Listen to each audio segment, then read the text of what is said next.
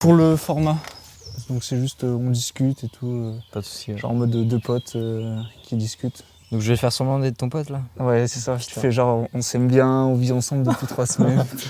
Ok. Voilà, dans l'idée c'est ça. Et puis on va parler, à mon avis on va parler filmmaking forcément. Je pense qu'on va revenir aussi sur ton histoire, parce que j'aime bien ce que tu as vécu, ta transition fin d'école, etc. Carrément. Et forcément on va parler d'histoire. Ok. Storytelling et tout. Donc j'introduis. Bienvenue dans ce nouvel épisode de Story First. Alors aujourd'hui un épisode un peu particulier, un hors-série. Je suis accompagné de mon cher ami Timao. Salut. Pour vous introduire ce podcast, donc Story First, c'est un podcast où je documente chaque semaine ma quête pour devenir un meilleur réalisateur vidéo, en abordant à la fois l'aspect business et l'aspect créatif de la vidéo. Et à travers ce premier hors-série, j'ai envie de vous faire découvrir les potes, les gens avec qui je vis, que je rencontre, et qui sont souvent très liés avec ce dont je vous parle dans ce podcast. Donc dans les deux derniers épisodes, je crois que j'ai parlé de toi et de nos visions un peu communes sur comment raconter des histoires, comment tu as l'approche créative aussi. Donc voilà, un épisode un peu spécial. Comme d'habitude, il y aura pas de montage, pas de cut, pas de réécoute, ça sortira brut comme c'est. Trop bien. Comme si deux potes qui discutent. Et pour m'introduire rapidement, moi j'ai mon entreprise de production de vidéos depuis 4 ans. J'ai travaillé pour des marques comme The North Face, KTM, Ducati. Je travaille beaucoup dans le sport outdoor, comme le trail, le ski. Et j'ai travaillé sur des événements comme le Dakar, la Maxi Race, l'UTMB. Et du coup, Timao, je vais te laisser te présenter et on va pouvoir commencer. Qui es-tu, Timao ? Je résume juste ce que je fais en ce moment. En ce moment, c'est des vidéos sur les réseaux depuis 1 an et demi. Et j'essaye de vivre de ma passion. Je fais aussi des cours de yoga aussi à l'année là en ce moment, ce que je vais arrêter bientôt, mais c'est quand même une grosse partie. Ça me prend 2 jours par semaine quand même depuis septembre. Des cours de yoga et donc voilà, faire des vidéos. C'est ça un peu. Je sais pas si tu veux plus d'informations. Ou... Non, c'est très bien, on va creuser de toute façon. Mais moi, je t'ai découvert sur YouTube quand tu as commencé. Ouais. Et j'ai eu un peu cette sensation que quand tu as commencé, genre, tu étais déjà bon, un peu, entre guillemets, enfin un peu overnight success. Et la vidéo, ça faisait déjà un moment que tu en faisais, toi, quand tu t'es lancé en sortant un peu du lycée, quoi. C'était là à peu près la période où tu es parti. Ouais, ça fait. Puis j'ai découvert la. Je pense, depuis tout petit, j'ai toujours adoré filmer, tu sais, genre. Je faisais des stop motion avec mon frère et tout ça. Enfin, plein de trucs. Je filmais tout en fait. J'adorais faire, tu sais, genre style aventurier qui filmait son aventure dans la forêt ou des trucs comme ça, tu vois. Et puis vers 12 ans, j'ai découvert YouTube. J'ai adoré, je voulais trop faire créer des vidéos. Je me suis lancé à fond. Et j'avais l'occasion aussi de faire des vidéos avec, vu que ma prof d'art plastique au collège, elle était complètement open sur ça. Et donc elle me laissait, je lui disais, je veux faire une vidéo. Et donc tous mes projets artistiques, c'était en vidéo. Et j'avais presque tout le temps 20 sur 20 du coup, parce que je sais pas pourquoi d'ailleurs, mais c'était trop cool quoi. Elle devait vouloir m'encourager, tu vois. Et donc ça m'a permis de faire ça. Et j'ai lancé des petites chaînes YouTube que j'ai abandonnées, tu vois. Enfin, parcours classique là-dessus. J'ai l'impression que tous les youtubeurs ils font leur petite chaîne avant et ça marche pas. Ils s'entraînent quoi. Ça n'arrive jamais vraiment du jour au lendemain quoi. Ouais, clairement. Ouais, clairement. C'est quoi qui a fait le déclic pour lancer celle-là, pour lancer Timao ? Bah, ce qu'il y a, c'est que je suis arrivé donc à la fin de mon lycée. Genre, j'étais un peu en crise de sens. Et genre, pour moi, ça, genre, c'était soit ça, soit rien, tu vois. Donc je me suis lancé. Genre, en fait, je me suis pas donné le choix, quoi. Même si ça s'est flippé, tout ça, fallait que je fasse ça, quoi. Ok, trop stylé. Et parce qu'en plus, toi, t'étais plutôt bon à l'école, c'était ça ? Ouais. Donc on te conseillait quoi quand tu sortais du lycée ? On t'a pas conseillé de faire des études, etc. Quand toi tu te dis je vais partir dans la vidéo, il y a eu un peu ce truc-là ou pas ? Bah en fait, au lycée non. Enfin au collège on m'a toujours dit donc toi tu feras ingénieur ou un truc du genre. Parce que j'étais vraiment meilleur au collège quoi. Genre ma vie c'était les cours quoi.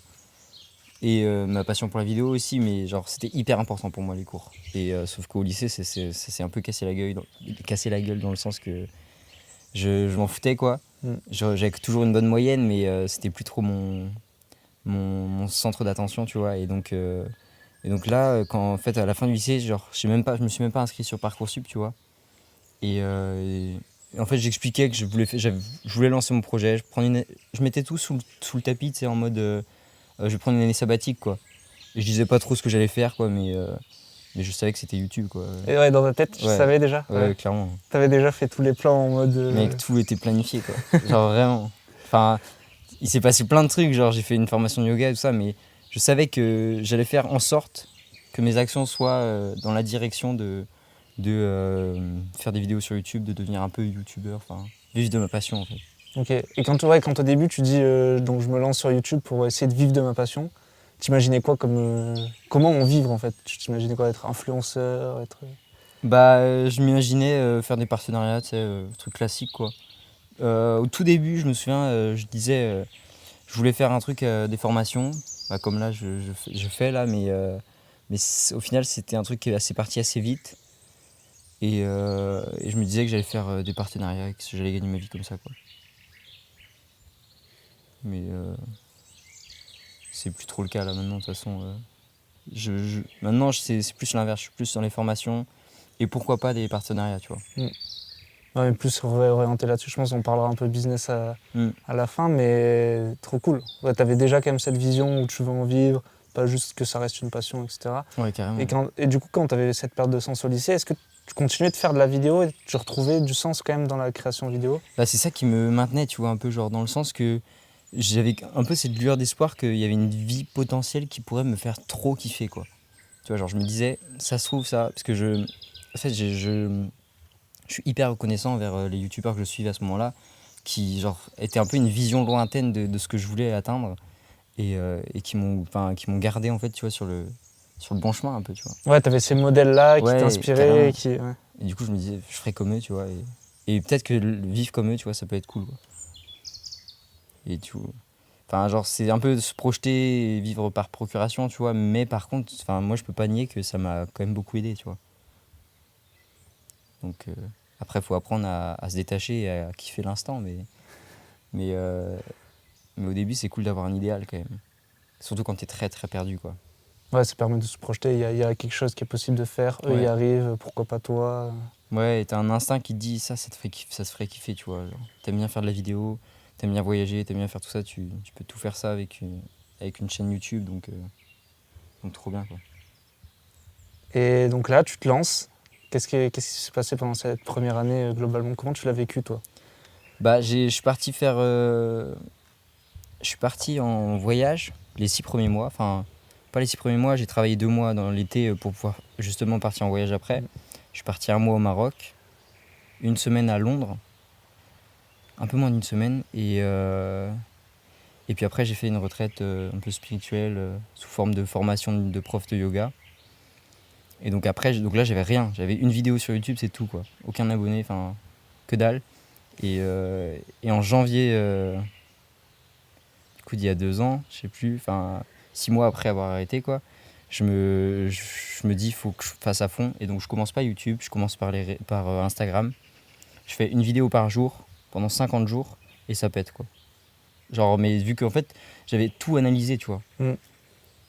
J'aimerais pas que les gens retiennent, tu vois, que j'ai analysé et que j'ai mis du temps avant de me lancer. Mais j'ai quand même, tu vois, je savais faire un hook, j'avais tout compris, tout ça, créer des histoires un petit peu. J'étais dans les débuts, mais ça commençait. Et donc c'est ça qui a permis de... Il y avait une qualité plus la quantité, quoi. Donc ça a permis de péter. J'étais à 30 000 abonnés, quoi, à la fin des 50 jours. Ouais, ça t'a fait aller super vite, mais parce que t'avais quand même une bonne stratégie. C'était pas juste poster tous les jours et Inch'Allah, ça passe. Non, je savais que... Ouais, je faisais sur des sujets qui, je savais, potentiellement pouvaient péter, des trucs comme ça, tu vois. Trop cool. Et donc à ce moment-là, tu t'intéresses... donc toi, la vidéo, ce qui te plaît, c'est faire des images, j'imagine, à ce moment-là. Et c'est à partir de là où tu as commencé à t'intéresser à justement raconter des histoires, à partager... Bah, je sais même pas si c'était avant ou pas, mais j'avais toujours cette conscience de façon que l'histoire était importante. Parce que dès le début, je me souviens avoir fait des structures d'histoire, essayer de mettre en place des structures d'histoire. Donc je pense que j'avais quand même ce côté de histoire, raconter sa vie et utiliser les structures d'histoire pour pouvoir raconter sa vie au mieux, tu vois. Ah, parce que c'est ça qui est rigolo, donc on aime faire la même chose, tu vois, on fait tous les deux de la vidéo. Et notre différence principale, c'est que moi je raconte les histoires des autres. Ouais. Toi tu racontes ta propre histoire. Ouais. Comment ça s'est déroulé justement pour te dire je vais je veux vivre des choses, parce qu'au final, c'est pas que raconter, il faut aussi les vivre et ensuite les raconter. Carrément. Qu'est-ce que t'en penses de ça, toi? Moi, je trouve que c'est juste un outil incroyable, la vidéo, pour faire ce que t'aimes. Et juste. Et quand quand la vidéo, c'est aussi ce que t'aimes, genre, ça devient incroyable. Genre, tu peux vivre de faire que ce que t'aimes, quoi. Parce que tu peux lier toutes tes passions et servir de la vidéo comme moyen de partager, tu vois. Et donc, c'est en fait. Tu vis ta vie, mais tu décides de la partager en vidéo et vivre comme ça, c'est incroyable, quoi. Tu filmes en fait tes passions, quoi. C'est trop stylé. Ouais, c'est trop cool. Et puis en plus, j'ai vu que tu as un processus créatif un peu particulier, c'est que tu n'écris pas tout en avance, pas tout en amont, mais tu vlogs beaucoup ce que tu vis ici, par exemple, depuis qu'on est Ça, ensemble. ouais. J'avais du mal à la base, moi je scriptais, tu vois. Ouais. Les premières vidéos, j'ai tout scripté, tout ça. Et j'essayais de prendre les structures d'histoire que je voyais Joseph Campbell et tout ça. Mm. J'essayais de prendre ça et de faire mes vidéos scriptées à partir de ça, tu vois. Et sauf que ça marchait un peu, mais il y avait un truc de faux et moi j'aimais pas faire ça, tu vois. Ça me saoulait de faire un faux découverte du mentor alors que je l'avais déjà découvert, tu vois. Je trouvais que c'est beaucoup plus intéressant de découvrir le mentor en même temps et de filmer, tu vois. Et donc ça, je l'ai découvert assez tard. Ah, ça c'est venu après, quoi. Mais tu avais déjà commencé à faire des vidéos Ouais. et tu t'es dit, au fur et à mesure, en fait, tu as J'ai charpé un trop peu. eu du mal à mettre en lien les schémas narratifs comme Joseph Campbell et faire des vlogs, tu vois. Ok. J'ai trop eu du mal. Et c'est qu'il y a quelques mois, vraiment, que j'ai même, avant de venir au séminaire là, avec Noé, je savais pas, je savais pas bien faire, tu vois. Genre, je me cherchais encore. Là, maintenant, j'ai vraiment une recette et c'est trop bien, quoi. Trop stylé. Et pourtant, je trouve, tu vois, quand même dès les premières vidéos, on sentait quand même qu'il y avait un côté structure, un côté histoire qui ressortait, tu vois. Ouais, parce que j'avais quand même cette idée de acte 1, acte 2, acte 3. Ouais. Et cette idée aussi que fallait faire ressentir des choses aux gens plus que se concentrer sur les faits, tu vois. Ouais, t'étais déjà dans les émotions, Ouais. etc. Dans... Je commençais à rentrer dans les histoires, quoi. Ouais. Parce que moi, un truc qui m'a marqué dans tes premières vidéos, c'est que tu parlais beaucoup de ce que tu ressentais, de ce que tu vivais, etc., les émotions. Donc, forcément, c'est aussi une manière de raconter des histoires, je pense. Ouais, carrément. Bah oui, dans tous les cas, ouais, tu documentes ta vie, donc il y a une histoire, quoi, derrière. C'est Après, juste que là, tu as peut-être plus mis de la structure dessus, voilà, un truc qui exactement. avant était peut-être plus spontané. Ouais. Ouais, et c'est même moi, c'est beaucoup plus clair. Là, je peux faire beaucoup plus de vidéos. Genre, c'est un truc de fou, quoi. Avant je savais pas, fallait chercher pendant 2 semaines, tu vois. Là, ça vient tout seul, quoi. Genre, j'en ai fait 2 là dans une semaine, quoi. C'est trop bien, quoi. Ouais, c'est vrai que là, tu produis à mort. Là. Mec, c'est trop bien. En plus, le montage en même temps, il s'est accéléré puisque je deviens beaucoup plus rapide. C'est vraiment beaucoup plus efficace, quoi. Un long moment à chercher, à savoir comment faire de formation, quoi. Et maintenant, on laisse parler le cœur, tu vois. C'est trop beau. Trop stylé. Tu t'es formé comment, toi, d'ailleurs, à la vidéo? Tout seul.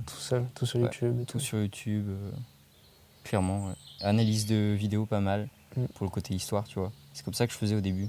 J'analysais les vidéos des gens et puis des gars qui m'intéressaient et puis je refaisais un peu à ma sauce, tu vois. C'est comme ça que j'ai un peu créé. Je pense que c'est pour ça que tu disais qu'il y avait un peu déjà une structure d'histoire. Mais j'en étais pas forcément conscient, tu vois. Oui, tu voyais qu'eux faisaient ça, tu faisais un peu ta veille sur eux et tu te disais, bon, bah ça marche bien, j'aime bien et je recopie. Ouais, exact. Tu te l'appropries, quoi. Ouais, tu copies à fond au début.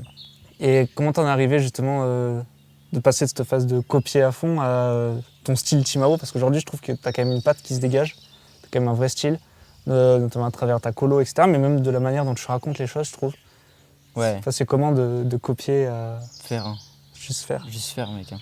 Juste faire, mais tu vois, genre pendant un moment, mon style, on me disait que j'avais un style ou ça, mais il n'était pas choisi, tu vois. Je le trouvais un peu subi. Genre la colo, je choisissais pas vraiment le résultat, je le trouvais beau, mais bon, voilà quoi. J'avais pas choisi à fond, quoi. Et j'étais tombé sur un truc beau et je l'avais utilisé du coup. Genre après j'avais recherché tout ça, testé des choses et ça passait, donc pourquoi pas. Maintenant j'arrive vraiment à choisir un style que je veux, tout ça, donc c'est trop cool. Et tu continues quand même de t'inspirer justement pour aller choisir ce style-là. Genre tu vas diguer un peu, tu te dis tiens j'aime bien ce style, comment est-ce que je le réplique chez moi et tout. Yes, carrément, ouais. Ouais, il y a... Le style, en ce moment c'est le style... pas vintage, mais... je sais pas, épuré, un peu vintage, mais pas tu sais, genre, je sais pas comment ils appellent ça, mais c'est ouais, tu vois, c'est épuré quoi. Les noirs ils sont vraiment montés à balle, les ombres aussi.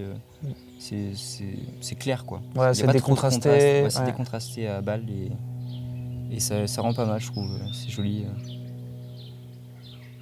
C'est un peu les styles. J'aime bien les styles des vidéos, tu vois, des vieux films, mais qui font pas non plus trop vintage, tu vois. Il y a une colo dans les vieux films qui est justement, il n'y a pas trop de noir hyper contrasté comme maintenant Hollywood où c'est contrasté à balle quoi. Ouais, c'est clinique, genre Ouais.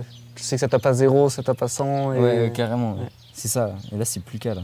Enfin là, c'est la base dans les films, les vieux films, c'est stylé quoi. Ah, c'est pour ça qu'il faut que tu testes des Hanser alors. Ça Ouais. va te plaire. Ouais, des Hanser, c'est sûr que ça va me plaire. Non, mais parce que tu vois, dans le style des vieux films, il y a les blancs par exemple qui sont plus bas aussi, qui tapent pas haut et ça tu l'as en automatique sur des Hanser et tout. Ouais. Et ça c'est le genre de truc. Ouais, c'est sûr que des Hanser, faut que. Mais bon, là en fait, je suis satisfait de ma colo pour Ouais. l'instant. Donc, je me vois pas. Enfin, je suis content d'avoir réussi à faire manuellement, tu vois, tout seul. C'était stylé quoi. Et tu dirais que c'est quoi un peu. Donc là on parle technique, tu vois, tout à l'heure on parlait histoire. Il y a pas mal de gens qui ont un peu ce discours de. Le matos ça compte pas, ou ça pourrait être la colo, ça compte pas. Ce qui compte vraiment c'est ce que tu racontes. Toi c'est quoi un peu ta vision là-dessus? Bah, du coup, moi, clairement, il y a l'histoire, la base, hein, story first. Mais par contre, genre, en fait, c'est juste le matos peut potentiellement aider à raconter, à exagérer ce que tu veux faire, ce que tu veux faire transmettre, quoi. Tu vois, des belles couleurs, ça va te faire transmettre une émotion. Enfin, tu vois, genre, c'est pousser un peu plus l'histoire, mieux raconter. Mais par contre, ça peut faire aussi l'inverse, tu vois. Avoir trop de matos, ça peut faire l'inverse, quoi. Et ça peut être un obstacle aussi pour transmettre une histoire. Genre, tu vas vivre un instant, tu vas dire, oh, faut que je sorte la grosse cam là et tout ça, laisse tomber, quoi. Alors que si t'as juste un portable, tu filmes l'histoire, quoi. Du coup, tu te concentres sur l'histoire. Donc, c'est à double tranchant, quoi. Il faudrait arriver à trouver l'équilibre, je pense, ce que tu fais bien aussi, quoi. Ouais. Pour l'instant. Mais j'ai encore du mal, tu vois. Là, tu vois, ce matin, je voulais faire une journée vlog. Ce matin, il y a 2 moments où j'ai fait « Oh putain, là, il y avait une super histoire et je suis passé à côté, quoi. » Genre, j'ai pas filmé, quoi. Ouais, j'ai l'impression. Mais même avec un portable, j'aurais oublié de filmer, tu vois. Et oui, de toute façon, j'ai l'impression qu'on vit tout le temps dans cette frustration de. On veut tellement capturer les meilleurs moments que dès qu'on en vit un et qu'on l'a pas eu, on est tout le temps dégoûté. Genre. Mais bon, c'est bon signe après, ça veut dire que t'étais pleinement dans l'instant, quoi. Ouais, c'est vrai. Tu le vis comment ça d'ailleurs Alors, moi j'ai un peu ce dilemme, tu vois, quand je filme en documentaire, et des fois je me dis putain, je suis deg, je suis en train de filmer donc je suis pas en train de vivre le truc, tu vois, parce que je suis en train de travailler. Ouais, c'est le truc. Et justement, toi, avec on va switch vers le yoga, mais avec cette sensibilité sur vivre dans le moment présent, lié peut-être avec justement toute ta formation yoga et tout, et de se dire, ok, ce moment-là, je vais pas juste le vivre, mais je vais aussi le documenter. Est-ce que ça peut être aussi une manière, je sais que Jonathan Bertin, par exemple, il disait que lui, il aimait vivre les moments, tu vois, à travers son appareil photo. Exact. Et toi, comment tu le vois tout ça, tu vois? Moi, je le vois comme lui. Genre, vraiment, en fait, tu vis un instant, genre, tu vis un instant avec la caméra, quoi. C'est un moment différent, quoi. Par exemple, par contre, les moments où ça me gêne un peu, c'est par exemple où je vais faire mon yoga le matin, là, et donc je dois filmer quelques postures avant de faire ma séance, et donc ça me saoule, quoi. Je suis pas dans l'instant. Parce que je vais pas filmer toute la séance, ça ferait un trop gros rush, tu vois, donc je fais quelques postures, et ça me gêne un peu, tu vois. J'aurais juste aimé sortir du lit, aller faire mon yoga, être dans cette paix, tu vois, ce calme. Et là, non, je dois prendre la caméra, filmer ce moment alors que j'en avais pas forcément envie. Mais pour l'histoire, c'est important et du coup, je le filme. Mais autrement, c'est vrai que vivre à travers la caméra, tu sais, genre, tu fais plus attention à beaucoup de choses, tu vois. Vu que tu as cet œil de composition, tu regardes en fait, tu es observateur et donc ça te fait presque vivre parfois plus dans l'instant que si tu n'avais pas de caméra, quoi. Ouais, je te rejoins grave là-dessus. Il y a des fois où tu vois, j'ai l'impression en événement de vraiment vivre le truc, d'être plus touché, tu vois, parce que j'ai la cam et que tu captures ce moment-là et tout, c'est différent. Ouais, c'est ouf, hein. C'est comme si tu mettais un point de concentration, quoi. Genre tu filmes et à travers le truc, tu mets toute ta concentration sur un point, le point que tu filmes, quoi. Et donc ça, c'est pas mal. Ouais, je pense que c'est pas du tout comparable à genre, tu sais, quand tu filmes à l'iPhone en concert et que tu sais, les mecs qui filment tout le. Oui, non, ça n'a rien à voir. Pour moi, c'est pas du tout comparable non, ce qu'on vit, etc. Ouais, quoi. non. Parce que je trouve qu'il y a aussi cet épanouissement que tu dois ressentir dans le fait de créer en fait à travers ce moment-là. Oui. Ouais. En fait, tu captures un moment pour t'exprimer après, exprimer ce que tu as envie d'exprimer quoi, avec. Quoi. Ça n'a rien à voir avec portable dans un concert. Quoi. Moi, je pense que je filme 2 secondes peut-être pour partager pour une story, vu que c'est un peu mon job quand même, mais après, je kiffe le concert. Quoi. Sauf si j'ai une caméra. Quoi. Ouais, mais du coup, tu sais que l'intention n'est pas la même. C'est peut-être ça aussi qui L'intention est pas change du en tout la fait. même. C'est quoi Ouais. l'intention derrière tout? Là, tu vois, la caméra, tu sais que ça peut rendre potentiellement très beau. Donc l'image en fait, t'as déjà l'image qui peut être belle, alors que portable, bon, bah, c'est juste un truc pour partager, quoi, faire un petit souvenir. Et ouais, genre tu vas mettre plus de minutie quand tu filmes avec une caméra quand même. T'es plus attentionné. Et tu le vis comment ça? Tiens, d'ailleurs, tu me disais, je fais ma story parce que c'est mon job, tu vois, je trouve ça rigolo. Et bah, je sais qu'ici, on a un peu ce rapport, on essaie d'être moins sur les réseaux en tant que consommateur et tout, et que du coup, toi, c'est ton job aussi à plein temps. Ouais. Comment est-ce que tu le vis, ça, ce rapport justement à créer du contenu pour les réseaux, mais en même temps essayer de le fuir pour ta consommation personnelle, j'imagine? Ouais, mais ça a longtemps été conflictuel dans le sens que, tu vois, ce qu'on recherche un peu dans le yoga, c'est justement aller plus vers quitter un peu ce monde de l'ego, tu vois, et genre j'avais juste l'impression que les réseaux sociaux, c'est le royaume de l'ego, quoi. Tout est superficiel, il n'y a aucune relation. Enfin, tu peux pas créer une relation profonde en parlant juste sur Instagram, tu vois. C'est que du superficiel, des commentaires qui sont basés sur des choses, sur des petits moments de vie que tu partages. Enfin, c'est. Alors que YouTube, c'est un peu plus profond, mais je parle surtout d'Insta, là. Et Insta, tu vois, genre, j'ai complètement bloqué. Genre, à 17h, j'ai le droit jusqu'à 19h, et après, tout le reste, j'ai pas le droit, quoi. C'était le code, là. Et ça, ça fait pas longtemps en plus. C'est quoi? Tu Ça remarques fait un quoi petit là? moment, quand même. Non, mais que t'as bloqué Instagram. Ouais, ça fait. Ah, ça fait un moment? Souvent, je fais, puis après, j'arrête. Parce Ok. que j'ai besoin de faire un truc, j'en sais rien. Mais c'est trop bien. Ouais, tu vis mieux quand. Oh, je vis carrément mieux. Ouais. C'est une charge mentale en moins, quoi. Rien à voir. Rien à voir. Et t'avais pas un peu du coup ce paradoxe de dire bah, je nourris cette plateforme, je nourris ça, et à la fois je la fuis? Bah, ça, c'est le truc que. Genre, quand je disais justement ce que je ressentais par rapport à ça sur les réseaux, genre en mode c'est le royaume de l'ego, tout ça, j'avais plein de commentaires, bah, qu'est-ce que tu fais sur cette plateforme et tout ça. Ouais. Mais je sais pas, genre, en fait, je sais pas, c'est. Moi, j'avais juste envie de créer, de m'exprimer. Et après, c'est aux gens de gérer leur conso, tu vois. Parce que moi, dans tous les cas, il y a des personnes aussi qui m'inspirent et que j'aime regarder. Mm. Donc, et ça n'empêche pas que je gère ma conso vraiment de manière stricte, quoi. Mais je les regarde quand même. C'est mon petit plaisir, tu vois. Mm. Donc à eux de faire de même, tu vois. Oui, c'est pas L'un parce que n'empêche pas l'autre. tu doses toi ta conso, ça veut pas dire que pour ça tu donnes moins aux gens, quoi. Bah ouais. Tu t'offres moins. Ça veut pas dire que je vais moins m'exprimer, quoi. Ouais. Genre la création et la consommation, rien à voir, quoi. Trop stylé. Et t'es arrivé comment au yoga?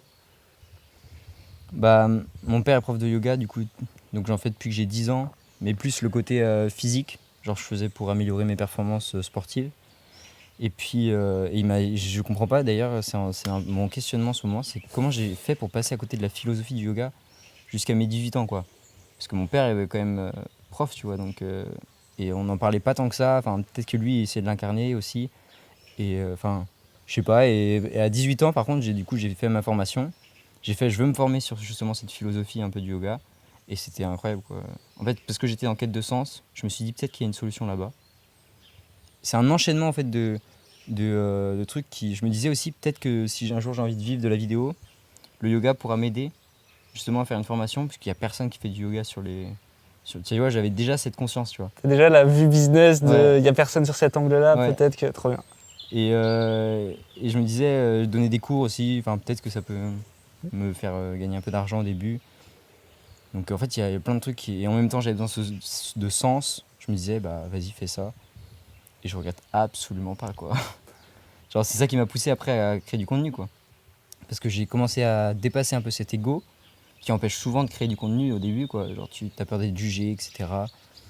Et justement, ça m'a un peu permis de me mettre sur les réseaux, mais c'est clairement ça, en fait. Ouais, c'est le yoga qui t'a permis de débloquer dans la tête et de te dire je peux m'afficher J'aurais publiquement. jamais fait, je pense. Enfin, genre, j'aurais fait rien à voir, quoi. Et ça se trouve, ça aurait été faux, quoi. Parce que là, j'ai quand même une touche authentique qui est assez forte sur mes réseaux. Et en fait, je suis 100% authentique, quoi. Et j'aurais jamais été authentique à ce point-là sur les réseaux si j'avais pas eu ça, quoi. Moi, ça me fait rire dans ton mail de vente de hier soir. Parce qu'il y a des trucs où c'est contre-intuitif en stratégie de marketeur, etc. Ah ouais. Et en fait, on sent que c'est toi, tu vois. Genre, Ouais. c'est opposé à ce qu'ils conseilleront. Mais en fait, comme ça match exactement avec toi, qui t'es, Ouais. et t'es full honnête, je pense que les gens le Ouais. ressentent. Et... Genre, Je sais pourquoi pas je le vends? Ouais, tu vois, pourquoi je le vends? Tu vois, tu peux dire, bah pourquoi il dit ça, le frérot? Et en Ouais. fait, non, c'est trop bien, je pense. Non, ouais, j'avais envie de le dire, quoi. Genre, je pense que ça faisait partie, justement, je me suis fait la même réflexion. J'ai dit, bon, sans doute que les pros, là, ils me diraient que c'est n'importe quoi de faire ça. Mais non, moi, j'avais envie de dire pourquoi je le vends. Parce que pour que les gens comprennent, tu vois, mon intention. Et, que moi aussi, je suis en accord avec mon intention. Tu vois, la marquer, c'était important, quoi. Ouais, j'ai l'impression que presque tu l'avais fait plus pour toi. Mais de toute façon, tous tes contenus, j'ai l'impression que tu as fait beaucoup pour toi, Ouais. peut-être d'une certaine manière, non? Ouais, carrément. Avant tu fais pour toi et si ça plaît aux gens, c'est cool, quoi. C'est trop cool. Mais genre, avant tout, c'est Rick Rubin, c'est un producteur américain, là, un gros producteur de musique, qui dit, j'ai son livre là, il dit, faut d'abord faire pour soi, si on veut pouvoir, parce que de toute façon, c'est une expression de soi, donc si tu fais pas pour toi, ça a aucun sens. Et pour ensuite le partager, tu vois. Et c'est à ce moment-là que ça devient altruiste. Là, Et tu as toujours eu ce truc-là, quand même, de commencer par toi, où il y a des moments, justement, quand tu t'es mis à commencer à jouer au jeu des réseaux, etc., où à un moment donné, ça a peut-être un peu dépassé ça et tu t'es recentré sur toi. Comment ça ouais, s'est bah passé? justement, il y a plein de fois où tu pars, tu te dis, tu t'éloignes de ça, justement. Et c'est ça qui est à double tranchant avec les réseaux, c'est que ça t'éloigne justement un peu de ton authenticité, de tout ça. Et c'est pour ça, d'où l'importance de gérer sa consommation pour pas rentrer dedans, quoi. Pas être trop plongé dedans et pas pouvoir prendre du recul, en fait. Et donc, parfois, tu tombes dedans et justement, tu fais des trucs, tu te dis, mais qu'est-ce que je fais? Enfin, genre, ça n'a aucun sens, pourquoi tu fais ça? C'est pas toi. Mais le yoga, justement, ça me permet de. C'est ma solution, quoi. Genre, ça me permet de revenir sur moi et d'après de rester authentique, quoi. Et plus je vais rentrer dans ce monde des réseaux, je pense, plus je vais devoir faire du yoga, quoi. Genre, c'est obligé, en fait. Ouais, pour contrebalancer les deux Exactement. extrêmes, quoi. Exactement, ouais. Ah, c'est ouf. Parce que là, c'est quoi, tu dirais, ta pratique du yoga aujourd'hui? Genre, concrètement, dans tes journées, comment ça se manifeste? Bah, je la fais une séance le matin d'1 heure. Vu que je donne des cours 2 jours par semaine, genre ça me fait plus de 4 heures, 5 heures. 5 heures de yoga en une journée. Donc 10 heures de yoga à la semaine en plus, tu vois, que ma séance le matin. Mais ça c'est énorme, hein. Il y a pas à faire autant, mais l'idéal, tu vois, genre quand je vais arrêter là mes cours de yoga, je ferai une séance tous les matins comme je fais depuis 1 an et demi. Et peut-être le soir aussi. J'aime beaucoup le soir. C'est vraiment un moment à part, quoi. Surtout pour dormir, c'est incroyable. Et de se recentrer, tout ça, c'est vraiment cool. Mais c'est difficile avec l'aspect social, tu vois, aussi. Mais ouais, 1 heure le matin. Et c'est pas une pratique excessive, mais c'est beaucoup plus que la plupart des gens, tu vois. Ouais, c'est quand même énorme, ouais. Quand tu Ouais, réfléchis à quand l'année et je dis tout. ça, les gens ils me disent putain, c'est énorme. Mais en soi, mais en fait, tout le temps que ça me fait gagner après, la journée, comment je la vis en conscience. Et comment j'arrive 10 fois plus à m'exprimer, en fait. C'est d'un point de vue purement artistique, vidéo, c'est juste permettre de se connecter plus profondément à moi et donc de m'exprimer mieux en vidéo, tu vois. Et donc en fait, ça fait partie du job, en fait, presque. Genre, si je veux faire des bonnes vidéos, faut que je fasse ma séance de yoga, quoi. Et ouais, voilà. Même dans l'écriture, ça doit peut-être t'aider à ce moment-là Ouais, bah d'être oui. vraiment libéré d'un peu tout. Et... Même t'es plus concentré aussi. Tout vient plus rapidement. Genre, c'est un cheat code, genre, vraiment. Et je sais que du coup, en philosophie du yoga, comment donc t'as fait ta formation, j'imagine, mais il me semble que tu as beaucoup lu aussi, non? Bah, Parce que tu cites souvent beaucoup d'auteurs. en philosophie et En tout ça. philosophie plus Ouais. globale peut-être que le yoga. Mais je sais que tu parles souvent de Jung, par exemple, de Nietzsche, etc. Ouais. Ça, comment tu t'es sensibilisé à tout ça? Encore une fois, genre, c'était mes questionnements de sens. Genre, je me mettais pas à lire un auteur comme ça, tu vois. Maintenant, peut-être, mais avant, genre, c'était parce qu'il avait peut-être une solution à mes questionnements, à mes problèmes. Et donc, je me suis mis à lire Nietzsche et tout ça, Camus aussi beaucoup, et Jung l'été dernier. Et genre, à chaque fois, en fait, ça répondait un peu plus à mes questionnements, quoi. Du coup, je sortais mes références de Nietzsche et tout ça au lycée, tout ça, et les gens ils disaient, mais genre, c'est un intello, j'en sais rien. Mais en fait, non, c'est juste que j'avais des questionnements et qu'ils apportaient des réponses, tu vois. C'est pour ça que je me plongeais là-dedans. C'était pas par envie de culture ou j'en sais rien, tu vois. C'était pas pour prouver, faire le mec, genre, Ah non, je connais ça. c'était clairement parce que ils pouvaient m'apporter des réponses, tu vois. Sinon, ça m'intéresse pas, genre. Je vais pas, j'ai du mal à m'intéresser. C'est peut-être un défaut d'ailleurs.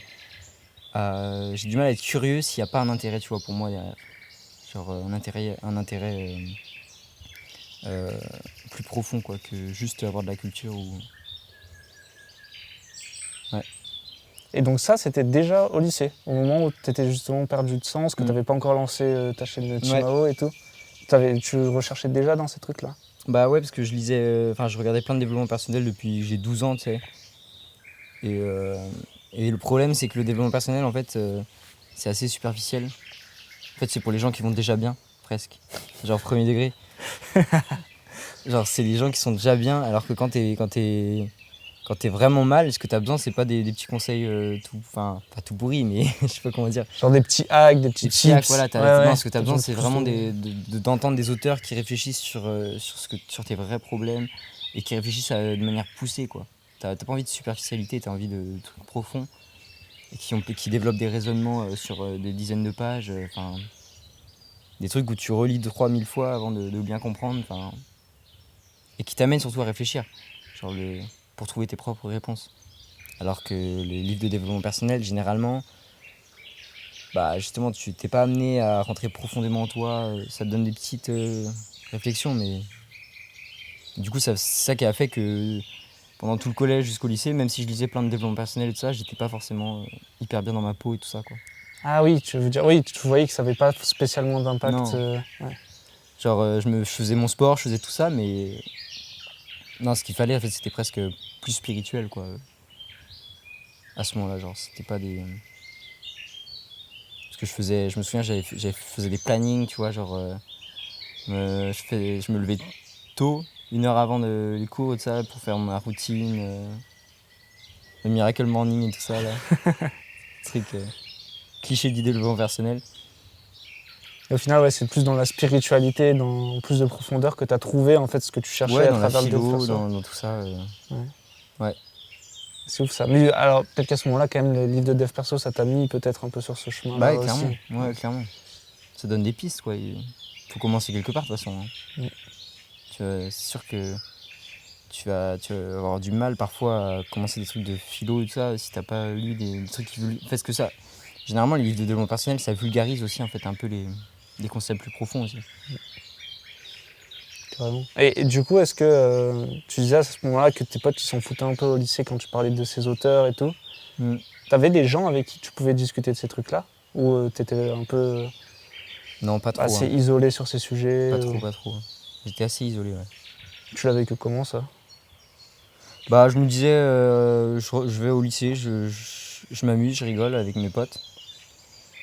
Et puis quand je rentre, genre, c'est 2 mondes différents, quoi. Après, t'as ta vie spirituelle, Après, j'ai ma vie où je réfléchis, je lis des livres, je fais de la vidéo, tout ça, dans mon coin, quoi.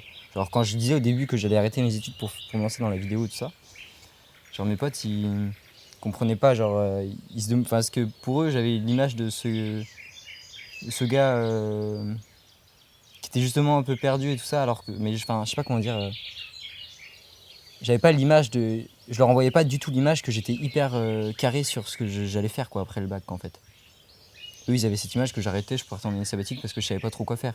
Alors qu'en fait, j'avais quand même une idée bien précise. Même si c'était vraiment le cas aussi, j'étais perdu, mais j'avais quand même cette vision que je pourrais faire un truc genre dans la vidéo, quoi, youtubeur ou un truc du genre. C'est bizarre parce que genre j'étais perdu, mais c'était en fait quelque chose de plus profond, tu sais, genre c'était du sens, peut-être qui me manquait. Mais j'avais quand même un plan, quoi. Donc c'est trop bizarre. Ouais, tu savais où t'allais quand même. C'est ça qui... Bah, je savais quelle direction prendre par des... Enfin, je sais pas comment dire. Genre, il n'y avait pas de... J'étais pas complètement perdu. J'avais un profond besoin de sens, mais j'avais une direction possible. En fait, j'avais de l'espoir dans cette direction que je pouvais prendre, tu vois. Et donc, je l'ai suivi, et heureusement que je l'ai suivi, quoi. Trop bien. Et là, du coup, tu me disais, la première année, t'as pas mal voyagé, donc Maroc, après t'es allé en Angleterre et tout. Et là, il me semble qu'avant que tu viennes au château, t'as fait aussi quelques mois où t'étais plus chez toi, comme t'as tes cours de yoga à donner. Ouais. Comment tu fais pour avoir toujours des histoires à raconter quand tu en vis moins, peut-être, dans le quotidien? Bah, déjà, tes pensées, elles changent tout le temps. Donc, tu peux documenter tes pensées. C'est ce que je faisais. Et créer des projets, quoi, qui te poussent à sortir de ta zone de confort, à faire des choses, quoi. Et des objectifs, en fait, que tu peux documenter même si t'es chez toi à vivre ta vie ordinaire, quoi. C'est un peu ça, quoi, qui... Parce que si tu montres juste que tu prends ta douche et tout ça, bon, ouais, aucun intérêt, quoi. Par contre, si tu montres les pensées qu'il y a derrière la personne qui prend sa douche et tout ça, là, ça peut devenir plus intéressant. Trop stylé. Et du coup, t'essayes toujours de... Est-ce que ça te pousse, justement, à essayer de vivre une vie d'aventure, tu vois? Pour avoir des choses à raconter, mais pas genre en mode je me force à vivre des trucs parce qu'il faut que je le fasse pour YouTube, mais plus en mode t'as une quête et t'as envie de justement vivre plein d'aventures pour pouvoir documenter ça. Carrément, en fait, j'ai cette envie de partager des belles images et tout ça, tu vois. Et donc là, par exemple, je vais partir à Bali, j'ai trop hâte, quoi. Les histoires elles vont être folles, c'est sûr. Les images aussi vont être incroyables, genre. En fait, j'ai ce truc, tu sais, genre, comment ça va rendre en caméra, genre. C'est trop stylé. Du coup, ça pousse à vouloir partir, faire des trucs. Parce que t'as vite fait le tour quand même de ta chambre, les plans cinématiques et tout ça. Bon, ta lampe, voilà. Donc, quand tu te dis tu vas filmer des déserts, toi dans des déserts, putain ça va rendre incroyable, ça va être des films, quoi. Et là, c'est quoi un peu, tiens, t'as des gros objectifs comme ça? Là, tu nous parles de Bali. Est-ce que t'as un peu des coins de la map à visiter, des histoires que t'as envie de vivre? Tu te projettes J'ai comment, beaucoup envie de voyager. Vraiment, genre, pas mal voyager. Limite, c'est genre prendre un sac à dos et partir comme ça. Mais le truc, c'est qu'il y a le surf. Donc si je pars que avec un sac à dos, enfin, ça fait lourd la planche de surf. ouais, ça fait lourd et tout ça. J'ai trop envie de voyager, vivre plein d'aventures, quoi. Partir en van, j'en sais rien. Faire du vélo à travers l'Europe, ou enfin, tu vois, des trucs comme ça, quoi. Et toujours avec ma caméra, quoi. C'est ça le truc.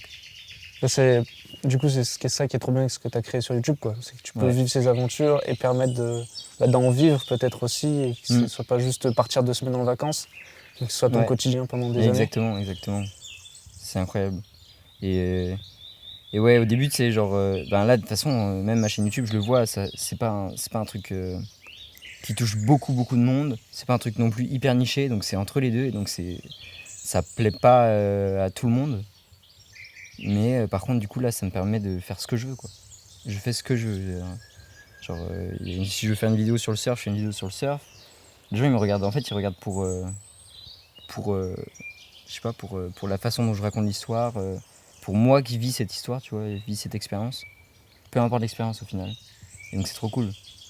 Je préfère largement ça que d'être niché dans un truc, je sais pas, imaginons le yoga, surtout pas, quoi. J'ai pas du tout envie d'être niché au yoga, quoi. Et en fait, j'ai envie que ma niche, ça soit moi, tu vois. Et que tout tourne autour de ton personnage, Voilà. tes questions, etc., ton évolution, quoi. Ma niche, c'est à la fois le yoga, à la fois le surf, à la fois le développement personnel, à la fois la vidéo. Genre tout ça, quoi. Tu parles de vidéo des fois, un peu?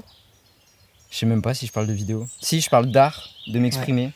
Souvent, je parle de trucs, de mon envie de m'exprimer, de créer, de la création plutôt, tu vois, le point de vue artistique. Pas la vidéo pure. Oui, pas le moyen de le faire, mais plus globalement ce que ça plus représente. globalement, ouais, j'en parle de temps en temps, ouais.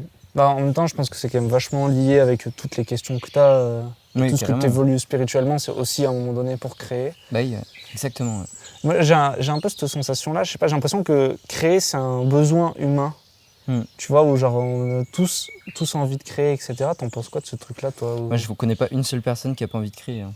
Peu importe la forme. Peut-être qu'elle n'a pas envie de faire du dessin, mais peut-être qu'un autre truc, ça lui irait, tu vois. Genre, tout le monde a envie de créer.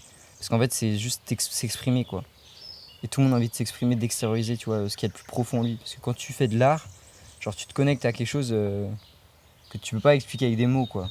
Et donc, c'est ça qui rend incroyable la chose, quoi. C'est pour ça, tu vois, genre... Enfin, là, je sais pas si ça va faire débat ou quoi, mais tu sais, le truc Vas-y. non, mais identifier l'artiste et son œuvre. Ok. Tu sais, il y a un gros problème avec notamment les personnes qui font des abus de leur notoriété ou des choses comme ça. Et moi, j'ai tendance justement à dissocier l'œuvre de l'artiste, quoi. Parce que pour moi, l'artiste, il est dans son ego, souvent, quand il fait des actes cons et tout ça. Et par contre, l'œuvre, ça vient du cœur, quoi. C'est son cœur qui s'est exprimé, quoi. Et donc là, je trouve que c'est différent, quoi. Ah, c'est vrai que c'est un peu clivant comme sujet, mais ouais, je te rejoins pas mal, je suis assez d'accord là-dessus. Qu'on peut séparer les deux, le Ouais. personnage de ce qu'il a créé et Ouais.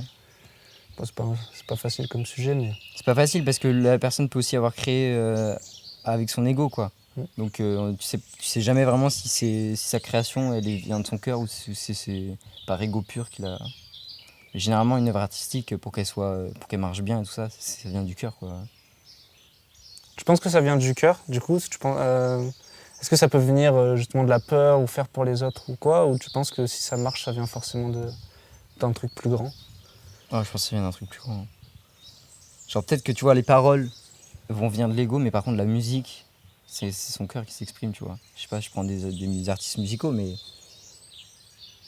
genre c'est la vidéo, je sais pas comment ça pourrait s'appliquer, mais Bah, tu vois, en vidéo, tu peux dire j'ai fait cette vidéo pour qu'elle marche ouais. et je vais dire ce qu'il faut pour que ça marche. Donc pour moi, ça a plus un aspect Il y ego. en a qui font ça, hein. Il y en a qui marchent comme ça, mais sauf que moi ça m'intéresse pas du tout. Ouais, c'est plus que toi, c'est pas l'intention derrière aussi. Ça se voit en fait. Quand un gars crée une vidéo dans l'ego, genre juste pour percer ou juste pour faire de la thune, et un gars qui s'exprime avec le cœur, tu vois. Et du coup, comment tu arrives à justement trouver la balance entre ça et le fait que, bah, à un moment donné, il faut bien vivre et il faut que ça fasse de l'argent quand même? Comment, j'essaye de. C'est un peu ce que j'essaie de travailler en ce moment, parce qu'avant je m'en foutais de tout, genre les miniatures, les titres, tout ça. Allez, faites ce que vous voulez avec, tu vois. ouais, tu donnes. Et Ouais. Sauf que maintenant j'essaie de m'amuser avec ça, tu vois. Genre d'utiliser les codes, de jouer un peu sur les trucs, mais de pas être non plus dans le Mr Beast ou tu vois le truc. Ouais, j'essaye que ça me fasse rire et puis voilà, quoi. Ok. Ou que ce soit très beau, tu vois. Et donc ça te donne envie de cliquer, tu vois. Genre je parle pour la miniature là. Parce qu'après, je pense qu'il y a quand même un aspect de création quand tu veux essayer de faire un truc qui marche. Ou tu sais, du coup, en gros, pour que ça marche, il faut que ça touche la psychologie humaine, quoi, globalement. Et donc, tu vois, quand tu t'exprimes via une histoire, c'est aussi dans un sens pour que ça marche, mais c'est aussi de la création, parce qu'il faut arriver à être assez créatif pour toucher les gens sans qu'ils s'en rendent compte et tout. Je trouve que c'est pas facile comme sujet, tu vois, tout ça. Ouais, bah c'est les deux, c'est le plus dur, je pense. Je pense que c'est ma prochaine étape un peu. Trouver l'équilibre entre ça. Parce que là, j'ai trouvé l'étape création, enfin genre... maintenant, c'est bon, je vais faire j'ai la grosse base, tu vois, genre... mais maintenant, il faut que j'arrive que ça devienne un peu viral, tu vois, genre... créer du contenu qui marche, quoi. Ouais, est-ce que créer du contenu qui marche, c'est du contenu qui vend? Tu vois, c'est aussi ça. Ah ouais, mais après, là, ça dépend de l'attention, quoi. Ouais. Parce que ça, c'est un truc que t'as envie de grossir quand même et faire du contenu qui marche aussi. J'aimerais bien que mon impact... avant, je m'en foutais, mais là, j'aimerais bien que mon impact soit... En fait, c'est Dali, il m'a dit une phrase, et genre, au début, je l'ai pris comme ça, tu vois, mais en fait, ça a résonné en moi un peu. S'il a dit, il y aura des gens connus, autant que ça soit... que j'en fasse partie, tu vois, et que je donne des valeurs cool. Parce que... et donc, moi, je me suis dit ça, en fait. Clairement, il y aura des gens connus. Et si c'était moi, quoi, et que je partageais un truc trop bien, quoi, qui influence des vies, quoi, et qui, positivement, ça peut être dingue, quoi. Donc ouais, j'ai quand même envie maintenant de faire ce truc, de créer du contenu qui marche, quoi. Ouais, jouer le jeu. Après, c'est jouer au jeu, quoi. Jouer au jeu de c'est un jeu, plateforme et quoi, tout. aussi. Ouais. Faut le prendre comme ça, hein. Tu le prends comme ça, là, jusqu'à aujourd'hui, pour l'instant? Bah, j'étais en relation conflictuelle avant avec tout ça. Sauf que là, je commence à vraiment me plonger dans la philosophie du yoga et tout ça. Et ça me fait prendre un recul, mais de taré. Et c'est trop bien, quoi. Genre, le fait d'avoir créé ma formation, là, ça m'a poussé à aller faire mes recherches hyper profondément, à étudier les textes, à méditer sur les textes et tout ça. Et donc, en fait, maintenant, genre, ça commence à devenir vraiment partie de moi et c'est trop kiffant, quoi. Genre, je commence à prendre vraiment les choses comme un jeu, quoi. Et là, il y a le business aussi, tu vois, qui commence à devenir un jeu, tu vois. Ouais, c'est vrai que tu te dis, si tu as le levier, donc plus de médias et plus de capital avec le business, tu peux répandre tes idées qui, donc, selon toi, sont bonnes, mais voilà. Oui, bah, c'est encore. Mais Moi, de toute du façon, coup, en fait, c'est juste de partir du principe que mes idées sont. J'en sais rien, tu vois, si elles sont bonnes ou quoi, c'est tellement relatif. Mais par contre, j'essaie de me baser sur la nature, tu vois. Pas mal, genre, la nature, elle donne des choses que tu peux tirer de manière directe d'elle, tu vois. Genre, quand ton corps il veut rejeter un aliment que tu manges, quand il veut le rejeter à tout prix, je sais pas, là, je pense par exemple à l'alcool, genre, tu sais que quand tu bois, ton corps il veut absolument rejeter tout ça, et ben c'est juste un message en fait. Faut savoir le prendre, quoi. Faut pas être con et pas le prendre, tu vois. faut écouter la vie, quoi. Voilà, écouter la vie, hein. Donc elle a peut-être une vérité qui est un peu universelle quand même. J'essaye de me rapprocher de cette vérité un peu, même si ça reste à l'échelle humaine, tu vois. Enfin bon, on vit notre vie comme on peut, quoi. Ouais, c'est ça, non, mais c'est sûr. Et t'as l'impression que tu pourrais avoir cet impact sur plus de monde, que ça peut toucher plus de monde, sensibiliser plus de monde avec tout ça?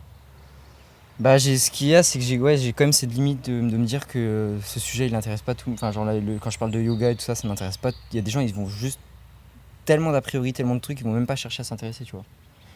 Et donc, sans ça, je peux pas. Mais je veux pas forcer les choses, tu vois. Si ça. Je veux pas. Faut à tout prix que je fasse plein de vues et tout ça pour toucher plein de monde, tu vois. Genre, non, si les gens sont prêts et que je leur apporte un déclic, tu vois, c'est génial. Et toujours centré sur toi, centré sur ce que tu peux apporter, etc. Ouais. Parce que je contrôle, tu vois, je contrôle pas si ça perce ou pas, tu vois. Enfin, j'ai un petit. Je fais ce que je peux, mais autrement après. Après, une fois que tu as délivré, bon, Ouais. bah, c'est plus dans tes mains, quoi. Ouais. Mais je me dis que ça touche 5 personnes. 5 personnes, elles vont après impacter d'autres personnes. Enfin, tu vois, c'est un effet papillon qui est énorme. Donc c'est pas trop grave. Si ça touche du monde, c'est trop bien. Si je deviens connu et que j'impacte positivement le monde, c'est cool. Si c'est pas le cas, je m'en fous. Genre, tranquille, quoi. Trop bien. Pas de pression, genre, Pas de là-dessus. pression. Non. Jamais. Y a des trucs qui te mettent la pression un peu, quand même?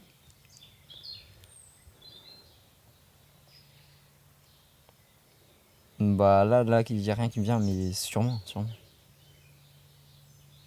Tu penserais à quoi, toi? Je sais pas, que ce soit dans ta création ou dans ce que tu fais, tu vois, à travers cette activité notamment, tu vois. Bah, à partir du moment où tu te sens évoluer et tout ça, t'es jamais.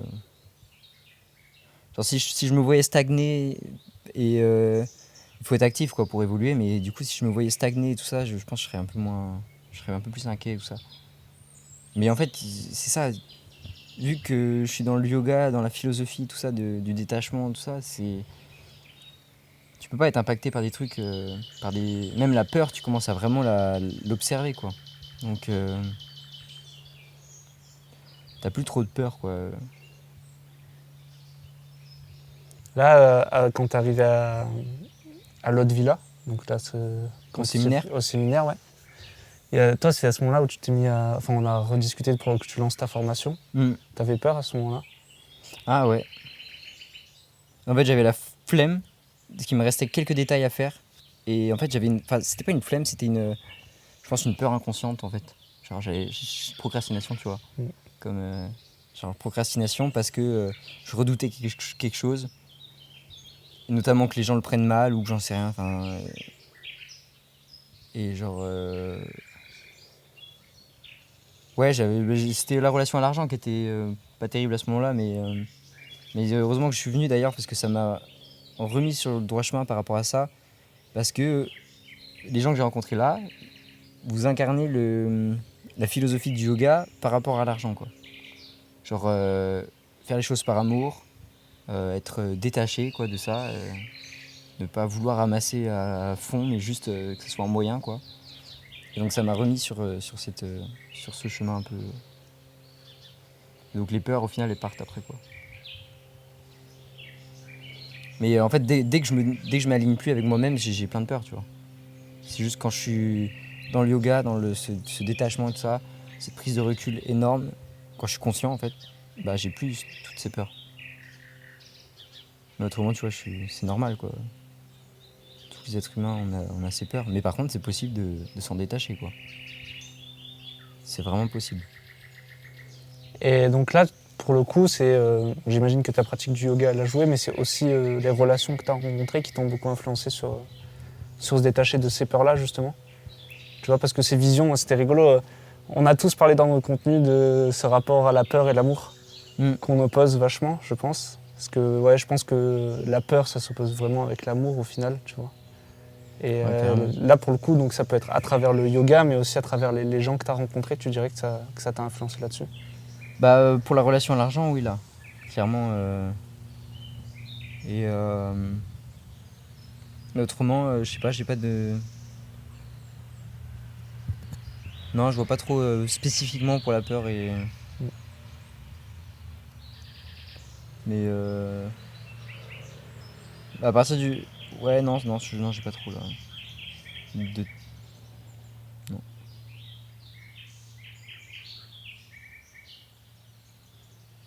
Très bien. Et là, tu sais faire quoi? Tu veux faire évoluer un peu tout ça? Attends, on va commencer déjà. Le yoga, tu as envie de faire évoluer comment ta pratique aujourd'hui? J'ai vraiment envie de pousser le truc. Genre de plus en plus, je me dis putain, si t'en faisais vraiment beaucoup et que tu rentrais vraiment dans le truc, tu lisais beaucoup, c'est genre vraiment à fond quoi. Beaucoup plus que je suis là, tu vois, vraiment pousser le truc.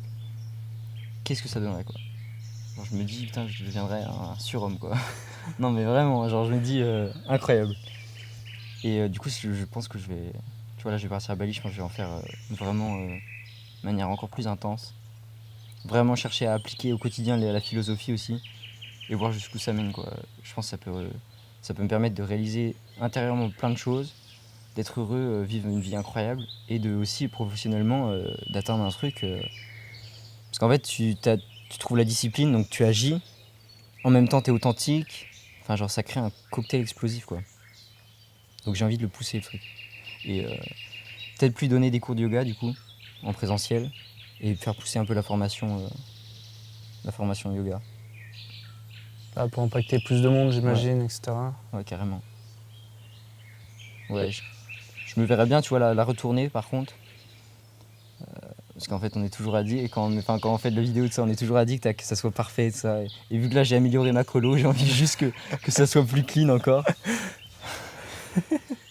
Mais bon, il y a quand même plus de 13 heures de contenu dedans, donc pour retourner tout ça, juste pour l'esthétique, c'est un peu chaud, quoi.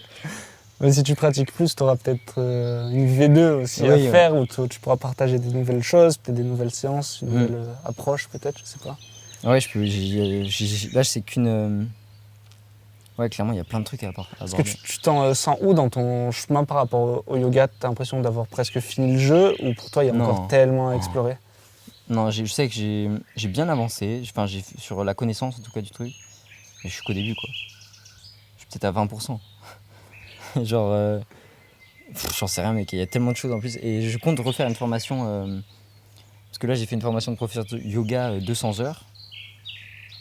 Et je compte faire la 300 heures, du coup ça fera 500 heures. Et à partir de là, à 300 heures, tu peux enseigner pour devenir prof aux autres, tu vois. Trop stylé. Et donc, je me verrais bien pousser le truc, tu vois. Peut-être un jour proposer de devenir prof à des gens, tu vois. Enfin, organiser des séminaires pour former les gens. Parce que j'aborderai le côté philosophique. C'est ce qui me gêne aussi dans mes cours que je fais actuellement, c'est que j'aborde pas le côté philosophique, quoi. C'est juste, ils viennent faire leur séance, on fait les postures, mais je sais même pas s'ils sont vraiment dans l'intention du yoga, ouvrir leur conscience et tout ça, ou s'ils sont juste là pour se faire du bien. En soi, c'est pas trop mal s'ils se font du bien déjà, mais j'aimerais. L'aspect philosophique est tellement important, c'est 80% du yoga, quoi. Ah ouais? Tu Ah ouais, penses que c'est plus important que la partie posture, etc. carrément. Ouais. Ouais, la partie posture, elle sert cette philosophie en fait. Elle sert à te créer un corps sain, à, à développer ta conscience encore plus facilement en fait. Et donc, mais c'est qu'une branche, tu vois. Il y a 8 branches un peu dans le yoga. Parmi elles, tu as la méditation, tu as du coup les postures, la pratique des postures, tu as aussi les règles de vie. Donc, en fait, c'est qu'une branche, tu vois, les postures. Et nous, en Occident, on pratique que les postures. On passe à côté de tout le reste, de 7 autres trucs, quoi. Et tu as envie d'aller justement, du coup j'imagine en Asie pour peut-être aller, je sais pas, dans des temples ou quoi, ou plus pour l'accès pratique, ou même rencontrer sur la philosophie peut-être. Je me verrais bien faire des retraites, ouais. Après justement les 300 heures que je vais faire, enfin si je le fais, faire d'autres 300 heures qui sont en anglais du coup, vu que c'est en Inde, mais qui sont... du coup tu t'immerges, tu t'es dans la culture indienne et tout ça, dans la culture dans laquelle a grandi le yoga, quoi. Ça tu penses, ouais, ça pourrait tellement te faire passer next step, quoi, tu peux pratiquer autant et tout. Ouais, bah oui. Plus tu pratiques, en fait, tout vient par la pratique, hein. Plus tu pratiques, plus t'as des faits, hein. Faut bien pratiquer, quoi. Faut chercher à être concentré quand tu pratiques et tout ça. Tout en essayant de lâcher prise. C'est ça, bien pratiquer, c'est pratiquer, genre, chercher à être le plus conscient de son corps et tout ça. Mais en même temps, être dans cet état de lâcher prise, ne pas vouloir attendre de résultats. Et quand tu pratiques beaucoup en faisant ça, il peut que y avoir des résultats, quoi. Il n'y a aucune raison qu'il n'y en ait pas. Ah, c'est trop stylé. Mais c'est vrai, t'en parlais, c'est ce paradoxe entre vouloir absolument l'intention, c'est arriver à lâcher prise, mais que si tu le veux trop, t'arrives pas à l'avoir et tout. Ouais. C'est ouf, ouais. Et tu fais des analogies des fois entre ce que justement tu apprends dans ta philosophie du yoga et ce que tu apprends plus sur la partie business, vidéo, etc. Tu vois. Genre, typiquement, ce qu'on disait, quand une vidéo elle vient du cœur, des fois elle a le potentiel de beaucoup plus marcher, ou une création, tu vois, une œuvre d'art. Et tu as des parallèles comme ça, souvent, que tu fais un peu à travers tous les domaines. Tu veux dire des... T'en as un peu, ouais, je sais pas, des parallèles que tu fais entre tes philosophies du yoga et ce que tu retrouves, oui. tu vois, dans tout ça, je dois en avoir plein. Mais tout Tout est lié, quoi. Ouais. Le yoga, c'est juste ils ont juste résumé plein de trucs, quoi, mais ils ont juste regroupé. Mais en soi, tu vois, toute la philosophie du yoga, tu peux la retrouver dans le stoïcisme aussi, dans Nietzsche, tu retrouves partout, quoi. Tu peux appliquer à tout, quoi, à tous les domaines de ta vie. C'est vraiment une philosophie de vie, quoi. C'est pas le yoga, quoi. C'est vrai, c'est pas juste une pratique, quoi. C'est applicable à tout. Ouais, c'est trop stylé. C'est si tu veux te développer personnellement, genre de manière holistique, quoi, dans toute ta vie. C'est un truc à faire, quoi. Et limite, tu l'appelles pas yoga, j'en sais rien. Et genre, c'est ça le problème, c'est qu'on est obligé de donner des noms, tu vois, pour que les gens s'y retrouvent, pour qu'on s'y retrouve. Moi aussi, pareil. Sauf qu'en fait, l'idéal serait de pas avoir de nom et juste que tout le monde bouge son corps pour pouvoir être plus performant, pour pouvoir... c'est une science, quoi, un peu. Ouais, c'est associé beaucoup, là, le terme yoga à plein de choses. C'est dommage, en même temps, mais on peut changer la chose, quoi. Là, tu nous as déjà bien éveillés là-dessus, c'était trop bien, en vrai, tu vois, sur les bootcamps et tout. Et en plus, j'ai l'impression que ça parle pas mal aux entrepreneurs, tu vois. Mais carrément. Pas, parce que tes clients yoga, c'était beaucoup plus des personnes plus âgées que nous. Et là, donc, c'était peut-être une des premières fois où tu faisais des séances avec des gens aussi jeunes. T'en as pensé quoi, alors ? Il y a des... en fait, là, j'ai bien compris qu'il faut que je parle de la philosophie avant de faire les séances. Parce que sinon, il y a plein de gens qui le font pas, tu vois, juste parce qu'ils disent c'est du yoga, c'est faire des postures bizarres. Alors que s'ils ont un sens derrière, ils comprennent, en fait. Donc ça, faut vraiment que j'insiste. Et ça apporte quoi à un entrepreneur, justement ? Mec, je pense que en fait, l'entrepreneur, il est tellement déjà... il doit se gérer, tu vois, tout seul. Il est constamment avec lui-même, donc gérer ses pensées, gérer tout c'est de la partie stress et tout ça. Déjà pour ça. Pour aussi être plus performant. Genre le yoga, déjà, par exemple, tu oxygènes ton cerveau, tu fais travailler tous les systèmes de ton corps. Donc, en fait, ça te rend plus performant en général. Ça peut être pour un salarié aussi. Mais l'entrepreneur, il a quand même cette envie d'être plus performant.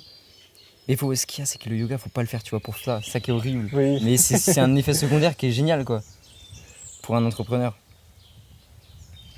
Et il y a trop de trucs. Et il y a aussi ce côté où l'entreprise dépend tellement de l'entrepreneur. Voilà. Tu vois, en fonction donc, si l'entrepreneur est éveillé et est capable de prendre les bonnes décisions et tout ça, a de la clarté mentale, c'est sûr que son entreprise va prospérer, quoi. C'est un peu le but du yoga, quoi. C'est pas se baser sur pas se concentrer sur l'entreprise, mais se concentrer sur la personne, quoi. Pour que l'impact Ouais. qu'il a derrière, trop stylé. Et donc, et cette fois sur l'aspect création, pareil, c'est vraiment arriver à se libérer de son ego, de son écœur, Carrément.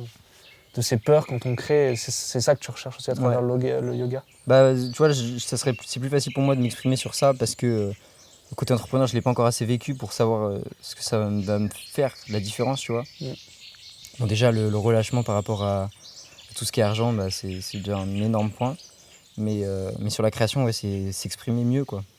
Aller plus profondément en soi pour pouvoir le rejeter plus facilement, quoi. Être authentique, enfin, genre vraiment aller se connecter à soi, quoi, pour que l'œuvre elle soit magique, quoi. Et justement, dans la partie plus business, c'est quoi que tu vois là pour la suite? Parce que du coup, là, il y a un petit switch avec ce lancement de formation hier. Putain, ma vie a changé, là.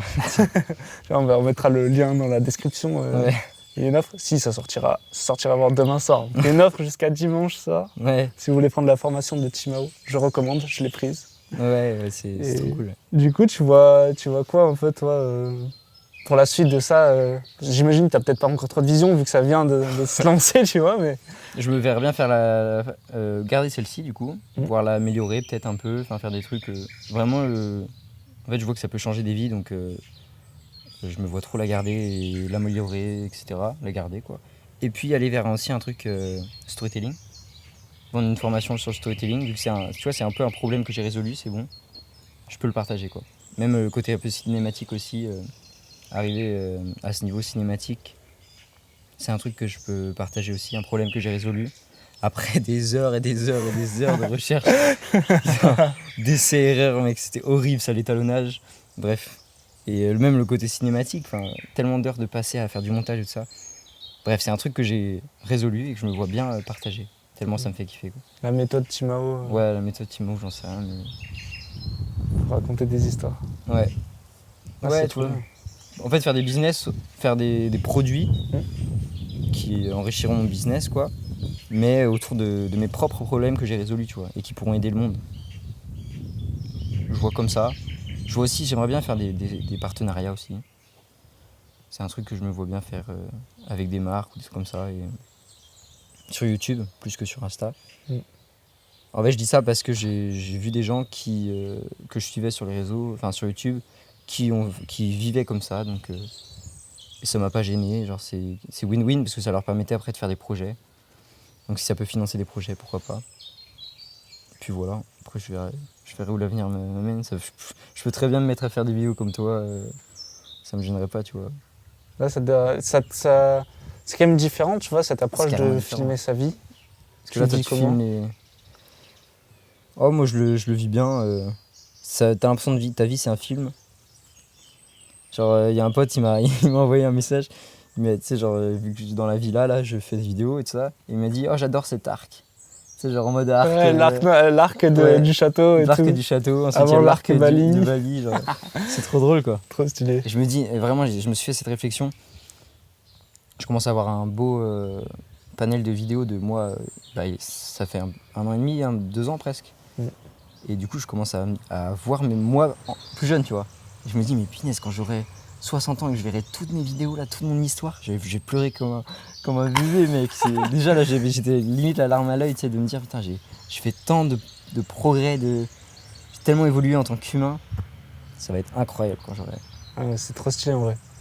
Quand tu regardes un peu tes anciennes vidéos? Non, rarement, mais l'autre jour, je sais pas, je suis allé retourner voir et puis... J'ai vu mes vidéos et j'ai fait... Bon, déjà, le son était nul. Il y a plein de trucs nuls, mais le rythme aussi. Mais par contre, le souvenir, bordel, c'est incroyable. Ouais, je pense que ça, c'est un des aspects... en tout cas, moi, quand j'ai commencé, je n'avais pas du tout pensé à l'impact qu'avait le souvenir, en fait. Tu vois, cette richesse qu'on a d'avoir créé ces trucs-là et qui auront, en fait, 10 fois plus de valeur dans 10 ans, enfin, même 100 fois plus de valeur dans 10 ans, quoi. C'est exponentiel. Et toi, ça doit être différent quand même pour vu que tu la filmes les autres. Ouais, alors moi j'ai ce truc où comme je suis pas dessus, je vis quand même les émotions à travers ce que j'ai ressenti pendant le tournage. Tu vois, quand je regarde des anciennes vidéos, même si c'est des trucs genre clients qui ont rien à voir, tu vois, et ben je revis ce que j'ai vécu pendant ce tournage-là, etc. Donc je vis un peu par procuration, mais même pas en fait, je revis ces émotions-là par rapport aux souvenirs que j'ai. Ouais. Donc même si tu vois la vidéo, je sais pas, la vidéo est méga triste, mais avec les potes on s'est trop tapé des barres pendant le tournage, bah je suis trop content, tu Ok, vois. ouais. Et moi c'est un peu cet aspect-là. Donc c'est quand même lié aux souvenirs, mais Ouais. pas lié aux souvenirs de ma propre personne, etc. Ouais. Mais voilà, après moi je pense que c'est que j'avais, je l'ai peut-être toujours un peu, mais tout à l'heure, tu disais que c'est souvent par ego qu'on n'arrive pas à se mettre devant la caméra. Je pense que ouais, c'est un peu du narcissisme, cette idée qu'on a peur de ne pas se montrer parfaitement, du coup on ne veut pas se montrer, tu vois. Donc on est trop narcissique, on a trop d'ego. Donc je pense que j'avais beaucoup ça. Depuis que je suis venu au château, ça m'a beaucoup débloqué, tu vois. C'est pour ça que j'ai lancé ce podcast, que je veux faire des vidéos sur YouTube et tout. Et donc c'est pour ça que je m'étais jamais mis devant la caméra, mais c'est un truc... Mais ouais, parce qu'en fait, c'est ça, genre tout le monde dit. Moi, je disais pareil, en fait, ceux qui font des vidéos sur les réseaux, tout ça. Ils ont trop d'ego et tout ça, genre en fait, mais En fait, c'est l'inverse en fait, de ça ouf. peut être l'inverse. C'est l'inverse de ouf. Il y en a, c'est clairement ça, ils ont trop d'ego et du coup, Oui, enfin, ils veulent ont aucune. prouver. Mais généralement, les gens, ils ont plus trop d'ego aussi dans le sens qu'ils n'arrivent pas à le casser.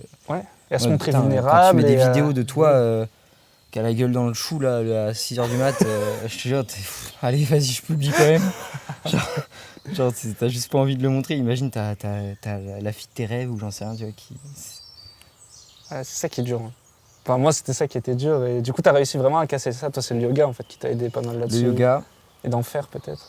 Et les premiers trucs, maintenant c'est le yoga. Depuis, par contre, la première vidéo, ce qui m'a poussé à le faire, c'est de me dire que c'était soit je faisais youtubeur, soit rien. Tu vois. Je voulais pas un job de salarié, tout, qui me plaisait pas. C'était soit ça, soit rien. Donc, fallait, si je devais m'exposer et que ça déplaise à plein de gens et tout ça, bon bah, fallait que je le fasse quoi. Tant pis. Maintenant, c'est le yoga, c'est tellement que tu prends de recul que t'en as plus rien à faire. Mais C'est ça. Mais ouais, moi, c'était travailler sur moi en fait plus que travailler sur. Tu vois. Se dire c'est ok, tu vois, de partager, donner aux autres. Mais ouais, carrément. Je trouve que c'est pas facile. Mais... Il faut que tu crées ta chaîne YouTube là. Ouais, bah ça a commencé. Hein. J'en ai publié une déjà de coulisses de tournage. C'est vrai? Ouais. Il faut que je regarde pour ça. The North Face. Et là, normalement, je vais en sortir beaucoup, enfin, genre une par semaine et tout. Juste, je suis dans l'opérationnel à mort en ce moment, donc c'est compliqué, tu vois. Ouais, j'ai réalisé, ça doit être chaud. Hein. Mais j'ai trop envie. J'ai un stagiaire qui vient un mois en juin pour faire que du making-of de mes tournages. Trop bien. Et l'alternant que je vais prendre en septembre, c'est aussi pour ça. Parce que je me rends compte quand même de l'impact du média. Donc je ne veux pas du tout avoir la même approche que toi. Je veux raconter des histoires où je suis au milieu de l'image. C'est vraiment montrer du making-of. Et je vois bien que déjà ça manque sur YouTube, tu vois, j'arrive pas... un peu comme toi, ton angle, tu vois, genre en français, voilà. Il y avait personne dans le yoga, donc t'es allé dedans. Moi, il y a personne qui parle de documentaires sur YouTube en France. Mec, personne. Et du coup, je me dis, bon, il y a un truc à faire. J'ai vécu des trucs aussi, tu vois, avant, c'est que je me voyais... Tu voulais que je raconte quoi, enfin, tu vois, genre... Mais même en vidéo, moi, je suis aucun gars qui parle de... Enfin, il y en a quelques-uns, trop, quoi, mais maintenant, ils commencent à se faire vieux, enfin... Je vais me faire lyncher, là. Non, mais je suis complètement d'accord avec toi, c'est pour ça que ça fait marrer. Mais oui. En fait, j'ai pas de modèle français sur YouTube. Voilà, moi j'en ai aucun. Coup, c'est ça si j'ai des Belges, j'ai un Belge, putain. Greg Zouet. Allez voir Greg Zouet. Les grands inspirations, tu vois. Oh là là. Mais moi, j'en ai pas en France. Et du coup, je me dis, il y a toute une génération d'autres mecs exactement comme moi qui ont plus ces modèles-là. Ouais. Et c'est nécessaire de le faire pour ces gens-là, tu vois. Ouais. Enfin, c'est ça qui me pousse. Mais t'as pas l'impression que genre la vidéo en France, c'est pas c'est pas aussi plus populaire quand... Moi, j'ai l'impression que en France, on parle pas du tout de vidéo. Et qu'aux États-Unis, par contre, tu vois, c'est un vrai marché, quoi. Peter McKinnon et tout ça, là. Bah, c'est pas du tout la même taille de marché, ouais. En fait, les États-Unis, je pense qu'ils ont déjà 5-6 ans d'avance sur nous. Moi, ceux que je suis, par exemple, je sais pas, ça pourrait être Carlo Stigliano, ça te parle peut-être pas trop, genre Mark Bonne et trucs comme ça, mais tu vois, Carlo, il est directeur de la photographie. Il dit que YouTube, ça lui permet de choper des clients parce que ça lui fait un élément différenciant, ça lui fait du personal branding, etc. Et t'es en mode, en France, le truc, c'est qu'il n'y a pas besoin de ça. Tous les chefs-op, ils ont 400 abonnés sur Instagram parce que c'est que du bouche-oreille. Parce que le marché n'est pas encore assez gros et assez concurrentiel, tu vois. Et du coup, je me dis, de le faire, ça permet aussi d'avoir peut-être cet avantage compétitif. Enfin, il y a plein d'aspects. Le premier aspect, c'est juste pour moi, m'exposer publiquement et arriver à dépasser cet ego, tu vois. Je pense que c'est le meilleur exercice pour le faire.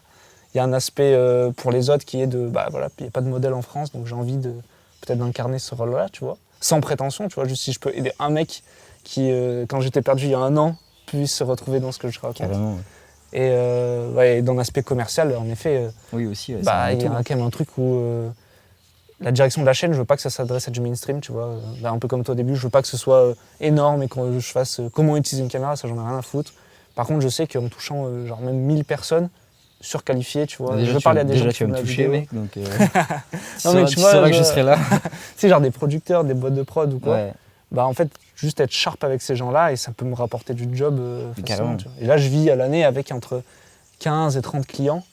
Donc 15 et 30 clients, il suffit que, tu vois, c'est pas beaucoup de monde, quoi. Ouais. Parce que c'est des plus gros projets, tu vois. Ouais, clairement. Donc j'ai pas besoin d'avoir 200 000 abonnés comme Eva Travel, tu vois. Parce que c'est pas du tout le même positionnement. Carrément, ça n'a rien à voir. Donc c'est tout ça. Et donc ton aide avec le yoga, enfin après c'est toute ma quête depuis février que je suis au château, c'est d'arriver à sortir de cet ego, arriver à mettre de la distance, quitter ses peurs, tu vois. Ouais. Donc ça fait beaucoup écho avec tout ça, tu vois. Ouais. Mec, j'aimerais bien que tu me dises si ça t'aide pour ton côté justement création, tout ça. Comme moi ça m'aide, tu vois. Ouais, là je l'ai déjà vu, j'en parlais dans le dernier épisode de podcast, comme je parlais des championnats de France, tu vois. Où en fait pour les championnats de France, j'ai fait complètement le contenu que j'avais envie, sans réfléchir de est-ce que ça marche et tout. Et au final, je me fais riposte, du coup, je prends 40 000 vues, le truc il part viral, j'ai des commentaires étrangers et tout, c'était n'importe quoi, tu vois. Dingue. J'ai juste fait par amour, tu vois, et c'est ouf parce que ça se reflète dans mais c'est ça, tout ce qu'on dit. C'est ça, mec. C'est l'expression de toi. Là, la vidéo, c'est pareil. Hein. Ouais. Avant d'être un truc pub et tout ça, c'est surtout une expression artistique, quoi. Donc. Parce que tu vois, moi, il y a un truc que j'aime pas, c'est quand on fait, je dis de la politique dans la vidéo, tu sais, genre mettre des trucs parce qu'ils sont obligés de le mettre, c'est genre pour les sponsors, etc. Et en fait, c'est exactement ça, quoi. C'est de faire plus par amour et pas faire des trucs politiques, pouvoir arranger les gens et tout, parce que tu peux pas forcer. Ça se sent, quoi. Ouais, voilà, c'est forcé et tout. Ah, voilà. Donc, trop stylé. Et ouais, qu'est-ce qu'on pourrait parler d'autre? T'es content de ton grand angle? On parle plus. Incroyable. Incroyable. Non, mais c'est la cool. meilleure. Vraiment, ça pousse un truc de fou, quoi. Pour ce que je veux faire. Est-ce que tu as ressenti... Moi, j'ai ce truc quand je reçois du nouveau matos où c'est pas comme quand tu étais gosse, tu avais un cadeau de Noël et tu t'en servais 2 jours et après tu le mettais de côté, tu vois. Moi, j'ai l'impression que quand c'est du nouveau matos, c'est juste un nouvel élément qui me permet d'être plus créatif, mais genre tout le temps, tu vois. Et genre juste, j'ai un nouvel outil qui me permet de faire des nouveaux trucs que je pouvais pas. Bon, à part le stabilisateur, moi, peut-être. Ouais, non, mais qui était un peu un achat pour que ça soit satisfaisant. Okay. Mais pas forcément utile. Genre, ouais, c'est satisfaisant. Il faut pour savoir que t'en avais pas besoin. Ouais, tu vois. Ouais. Bah, ce qu'il y a, c'est que je peux en avoir besoin. Mais genre. Mais là, j'en ai pas besoin pour tout ce que je fais. Enfin, genre, ça. Faudrait quelqu'un qui me filme ou. Parce que juste faire des b-rolls. Peut-être que si je suis en van, tu vois, filmer des villes ou des trucs comme ça peut être stylé avec un stabilisateur, mais. Oh, à la main, tout à la main. Tout à la main. Toi, je sais que t'es à la main. Sauf les plans larges. Non, mais si, je me demandais, c'est quoi un peu ta vision, justement, tu disais tu vois, tu veux vivre des aventures, etc. C'est quoi que tu as envie de raconter maintenant en vidéo? Tu as envie d'aller sur quoi un peu avec ta chaîne YouTube? Bah ouais, j'ai l'impression qu'il y a un arc qui se ferme, tu vois, dans le sens que la quête de sens, je commence à vraiment à avoir répondu à mes questions, même si j'ai encore ce truc un petit peu parfois de temps en temps qui revient. Mais j'ai l'impression qu'il faut un nouvel arc, tu vois, genre maintenant. Tu vois, c'est plus l'arc du Timo qui était perdu, qui part faire sa retraite, tout ça, qui se trouve qui sort de ça justement, de cette quête de sens, qui retrouve en fait cette flamme qu'il avait perdue. C'est bon, je commence, tu vois, vraiment à la retrouver, tu vois, à raviver ce feu là. Et maintenant, il faut un nouvel arc. Mais justement, c'est toujours ton intro, ça? Je la meute de temps en temps. Ça fait un moment que je l'ai pas mise. Ah, c'est un signe, ça. Ouais. Tu t'identifies moins à cet arc-là? Bah en fait, j'ai l'impression que ça commence à être passé, quoi. Ça commence à passer. Genre là, je pense que c'est les dernières vidéos. Je vais la remettre, je pense, dans le prochain, juste pour rappeler tout ça. Et c'est cool. En vrai, je l'aime beaucoup, cette intro. Elle est trop bien, la musique et tout ça. Et mais il faut que je trouve un nouvel arc, là. Ah, trop bien. Bah, en plus, je sais pas si tu le vois pas comme ça, mais que là, t'aies lancé cette formation, que tu aies gagné de l'argent par toi-même là-dessus, à travers tout ce que tu as créé sur YouTube, c'est un peu aussi conclure cet arc de je me lance sur YouTube et je veux gagner ma vie avec YouTube. Bon, bah là, tu as réussi à te sortir un salaire avec ça, tu vois. Ouais. Et donc, Est-ce que au ça va final, tenir sur les mois? C'est ça le questionnement. Mais... Non, mais enfin, peut-être. On sait pas, c'est tu sûr vois. que non. Non, mec, laisse tomber. Non, on sait pas, tu vois, mais en tout cas, ça conclut cet arc de je quitte l'école Ouais. pour essayer de vivre sur YouTube. Là, entre guillemets, t'as envie, c'est pas, voilà, c'est peut-être pas régulier, on n'en sait rien. Ouais. Mais en tout cas, t'as réussi à atteindre ce spot où tu sors de cet arc. Tu vois, je le sens vraiment, tu vois. Genre, je commence à vraiment arriver à la fin, tu vois, de cet arc-là. Et c'est bien de mettre une fin aussi à un arc, tu vois. Genre dans ta tête, tu fais, bon, c'est fini là, maintenant on passe à autre chose, quoi. Ça n'empêche pas que je vais toujours me questionner, tout ça, mais je suis plus dans ce... En fait, je suis plus dans l'immobilité à cause du sens, de mon besoin de sens. Maintenant, j'agis, quoi. Ouais, histoire de pas devenir une caricature de Ouais, l'ancien aussi, toi, aussi, tu vois, pareil. tourner en rond et tout. Non, là maintenant, ça va être le Timo qui voyage, tu vois. Ouais. Qui vit des aventures de fou, quoi. Après, je pense que de toute façon, la quête de sens, c'est un combat d'une vie. Ouais, bah... Donc, dans tous les cas, tu auras toujours des trucs à parler En fait, là-dessus. faut pas justement ne plus se poser cette question, quoi. Faut toujours être constamment dans le questionnement, mais sauf que ça doit pas empêcher de vivre. Et ça doit même parfois devenir... enfin, moi, c'est un peu le cas, c'est un peu devenu un sens, au final. La question du sens est devenue ma réponse, en fait. Oui, parce que ta question du sens, elle t'a poussé à avancer, elle t'a pas gardé sur place, etc. Ouais. Et même le fait de dire que putain, c'est à quoi c'est ça, la vie n'a pas de sens et tout ça, on va mourir et tout ça, mais en fait ça donne un boost de fou, quoi. Genre tu te dis bah ouais, rien à faire, quoi. Genre rien à faire, quoi. C'est trop bien ça. Ça c'est à chaque fois que j'ai cette réflexion, je me dis j'en ai rien à faire, en fait, genre c'est trop bien, quoi. On va mourir, toute personne ne se souviendra de toi. Et ça peut à la fois être un blocage et à la fois une solution à ce problème qu'est la quête de sens qui peut poser, qui peut te mettre dans l'immobilisme, passivité, tout ça. La réponse est dans la question, en fait, aussi. C'est à quoi bon et c'est pourquoi pas. Et si c'est une quête, c'est pas sur place dans sa tête, c'est aussi En mouvement. en mouvement, quoi. Ouais.